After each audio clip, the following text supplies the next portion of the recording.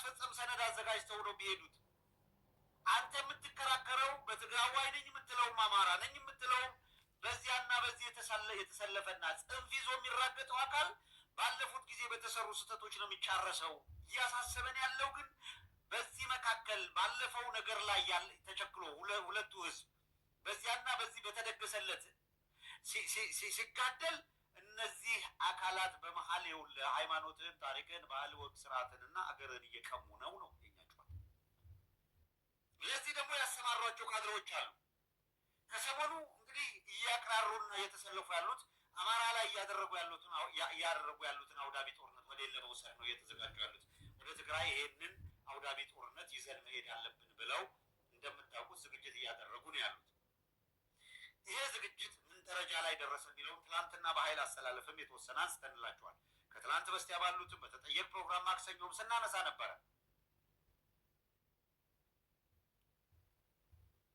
አብይ አህመድ ወደ ስልጣን እንደመጣ መጀመሪያ ያደረገው ሲሳይ አጌናን የመሰለ ጋዜጠኛ የለም አለቀ።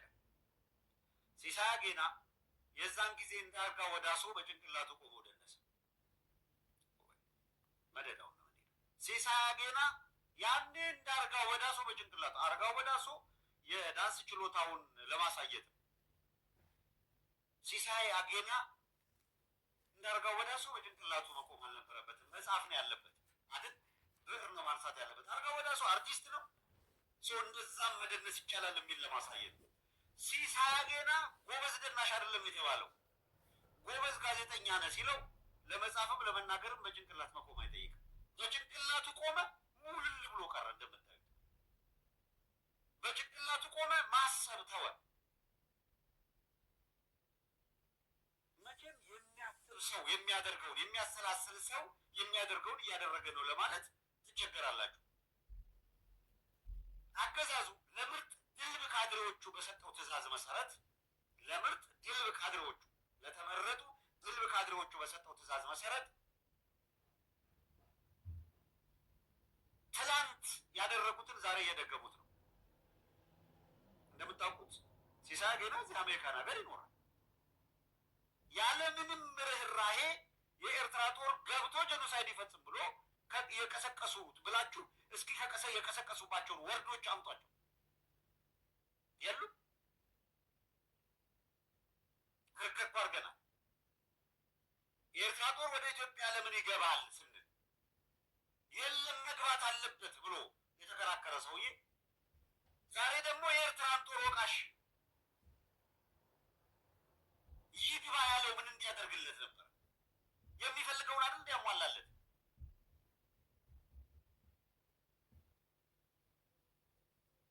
እንዲገባ መግባት አለበት ብሎ የተከራከረ ሰው ያ ጦር ገብቶ ከወዴት ጦር ጋር አንድ ላይ ሆኖ እዚያ ትግራይ ላይ የተፈጸመውን ያን ሁሉ ወንጀል ያን ሁሉ ዘርን መሰረት ያደረገ ጥፋት የጦር ወንጀል ተፈጽሟል። እንደምታውቁት በሰብአዊነት ላይ የሚፈጸም ወንጀል ተፈጽሟል። እንደምታውቁት የጦር ወንጀል በሰብአዊነት ላይ የሚፈጸም ወንጀል የአብይ አህመድ አገዛዝ ፈጽሟል ተብሎ በስቴት ዲፓርትመንትም እኮ ተፈርጇል። አይደለም እንዴ? የጦር ወንጀሉን የፈጸሙት እንዴት ነው? ጋብዘው አስገብተው ለዛ ጦርነት ብለሲንግ ሰጥተው አሁን እንደገና ተመልሶ ከዚያ እልቂት በኋላ ለአንዴና ለመጨረሻ ጊዜ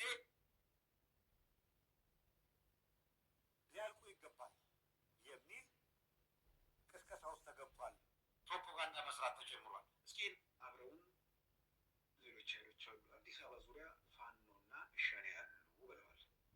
አዲስ አበባ ሰዓት ዝብፅሕ በይንና ንሽኮም ኢና ማለት ይኮን ኣብ ደገ አዲስ አበባ እዮም ዝቃለሱ ዘለዉ ፋኖ ኣሎ ኣብ ደገ አዲስ አበባ ናይ ኦሮሞ ነፃነት ሰራዊት ኣሎ ኣብ ደገ አዲስ አበባ መሓዙት የሚሆና ማለት ነው። የመጀመሪያው የጦርነት ዝግጅታቸው በአደባባይ አውጀዋል። ወደ ግጭት ለመሄድ ለምን ፈለጉ? ብዙ ጊዜ ተነስቷል። ትግራይም በብቸኝነት መቆጣጠርና የወርቅ ንግዱን ምናምን እያልን የምንዘረዝራቸው ነገሮች አሉ። ይህንኛ አይደለም የምንለው ራሱ የቲፒኤልኤፍ አመራሮች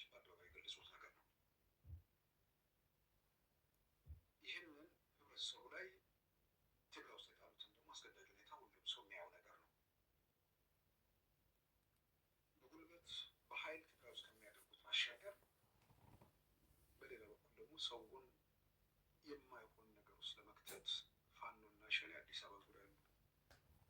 ፋኖና ሸኔ አዲስ አበባ ዙሪያ አይደለም ኦሮሚያ እና አማራ ክልል የሆነ ጫፍ ላይ ይንደፋደፋል እንጂ አዲስ አበባ ላይ ሽፍታ ይኖራል። መንገድ ላይ ድንገት ተኩሶ የሚያመልጥ ሰው ይኖራል። የትም ቦታ ላይ እንደዛ ደረጃ ላይ ደረሰ ኃይል ሸክም ነውና አንዴና ለመጨረሻ ጊዜ የትግራይ ህዝብ ሌላውን ህዝብ ማገዳደር አለበት። ስልጣን ላይ ያለውን ተንገዳሚ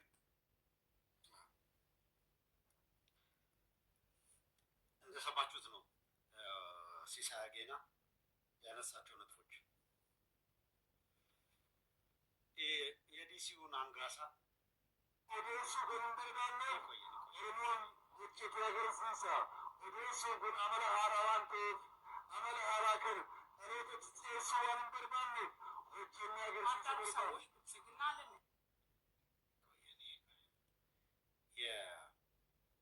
የሲሳይ አጌና ወይም የዲሲው አንጋሳ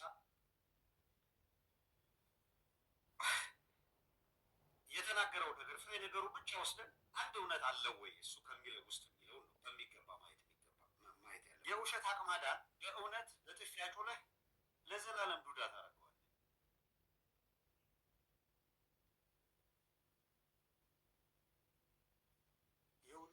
የውሸት መላስ በእውነት መዳፍ ተመቶ ከዛ በኋላ የሚናገርበት እድል አያገኝም።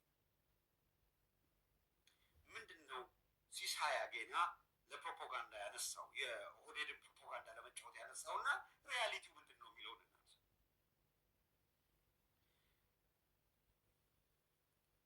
ከትግራይ የተገኘ ትግራዋይ የሆነ ሁሉ መጥፋት አለበት ብሎ የሚያምን የኦህዴድ አሸራጭ አማራ የሆነ ሁሉ ከአማራ የተገኘ መጥፋት አለበት ብሎ የሚያምን የኦህዴድ አሸራጮች አሉ። እዚህም ይመጣሉ እናውቃለን። በአማራነት የትግራይ ተወላጅ የሆነ በሙሉ ይጥፋ የሚል ፕሮፓጋንዳ እንድናራምድ የሚፈልጉ አካላት በጭንቅላት ቆመ መደነስ ትችላለህ። ትላንትም አላረግነውም፣ ዛሬም አናደርግም። ቲፒኤልኤፍን መከለያ አድርጎ ቲፒኤልኤፍ ላይ ያለ ጥላቻ በማስመሰል የትግራይ ህዝብን እንደ ህዝብ በትግራይ ህዝብ ላይ የሚደረግን ቅስቀሳና ጥላቻን መቼም ቢሆን አንሳተፍም ነገርንህ እኮ ብለህ ሞክረህ ያልተደረገ ነገር የለም። መንገዱን ጨርቅ ያርግለት። ይሄ ያዋጣኛል የሚል ካለ ውል ኔቨር ዱ ዛት። ሃይማኖት አለን እንኳንስ ኦርቶዶክሳዊውን ለመጨረስ እንኳንስ የኢትዮጵያን ታሪክ ለማጥፋት እንኳንስ እያወቅን ሰሜናውያን ያሉበት ታሪክ በኢትዮጵያ ውስጥ ኤግዚስት ማድረግ የለበትም ብሎ የተነሳ አደገኛ ጸረ ሴማዊ ቡድን የአገዛዝ ስልጣን ይዞ በይፋ አቅዶ እየፈጀ ባለበት ቀርቶ ትላንትም ቢሆን በጅምላ ህዝብ ይለቅ ብለን አልቀሰቀስንም። ዛሬም አንቀሰቅስም፣ ነገም አናደርግም። ፋክት የመሞገት አቅም ካለው ፋክቷን ይዞ እስኪ ሞግት።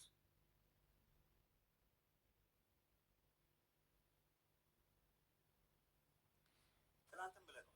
በደኖና አርባ ጉጉ ከነነፍሳችን ገደል የከተቱን አካላት ዛሬ አያችሁት መንገድ እና ቀጥሎ በምናሳያችሁ መንገድ በጅምላ የሚጨፈጭፉን አካላት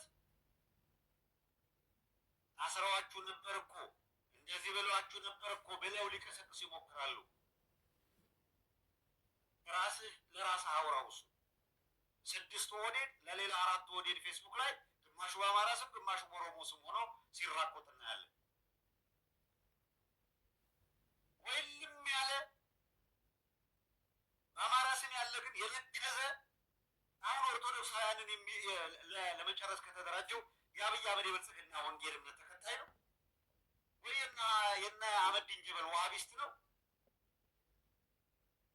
አማራ እያለቀ ነው ስትለው በዋሃቢ ስም የሚያጭበረብሩት ይሆናል እሱን ያሳመነው ወይ እናዚህ ሊዝረከረክብህ ይችላል። በፕሪንሲፕል በመሰረታዊ ነገር ላይ መቆም ያስፈልጋል። እንምጣና የሲሳይ አጌናን ንግግር እና ያነሳቸውን ነጥቦች መልክ አስይዘን እስኪ ከእውነታው አንጻር እንፈትሻቸው። ለምሳሌ ስልጣን ላይ ያለውን መንግስት እንጥላለን ብለዋል። ጦርነት በይፋ አውጀዋል። ብቻችንም አይደለንም ከሌሎቹ ጋር እንሰራለን ብለዋል።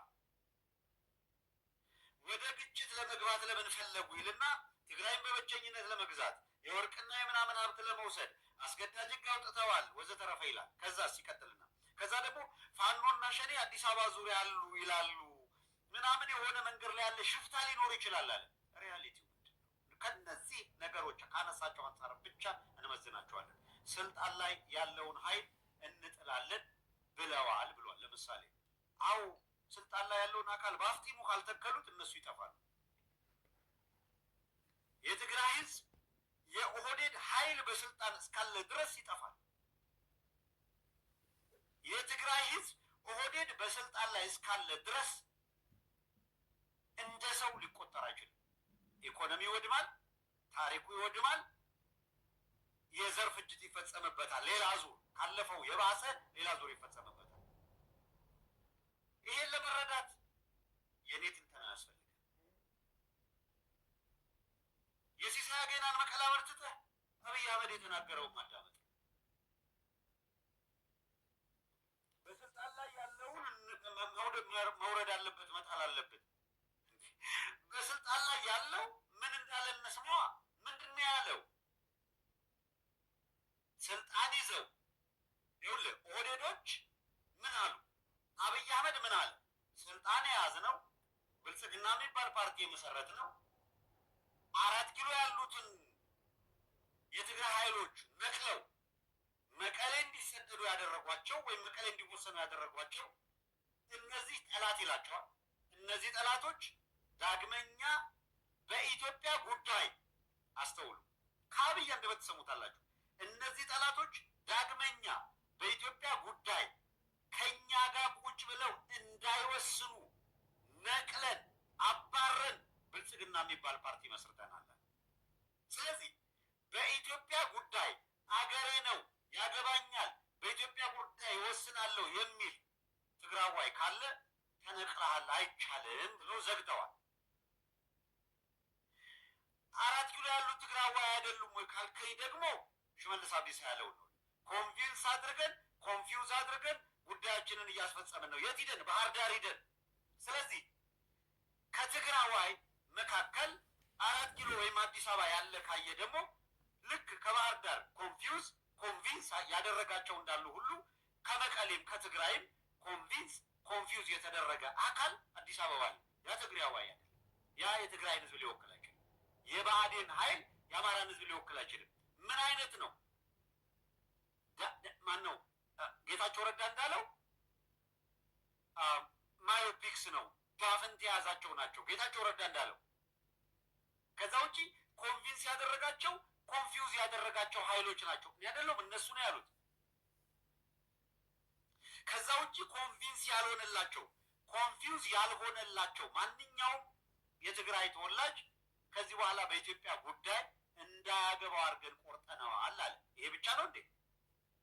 ሄዶ ትግራይ ውስጥ ያሉ መሰረተ ልማቶችን ኢንዱስትሪዎችን ካወደመ በኋላ ወጣቶቹን በጅምላ እየገደለ በየገደሉ ከከተተ በኋላ ትምህርት ቤቶችን፣ ጤና ጣቢያዎችን ካወደመ በኋላ ትግራይ ካሁን በኋላ የኢኮኖሚም የፖለቲካም የስበት ማዕከል አይደለችም።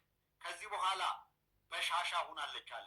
በዚህ ደስ ብሎ ጮቤ የረገጥክ ሰውዬ ትግራይ በሻሻ ሆናለች ሲል አንተ ትላንትና የህወሓት ኃይሎች ባደረሱት በደል ቂምህን የተወጣ መስሎ ሳሊቬት ታደርጋለህ።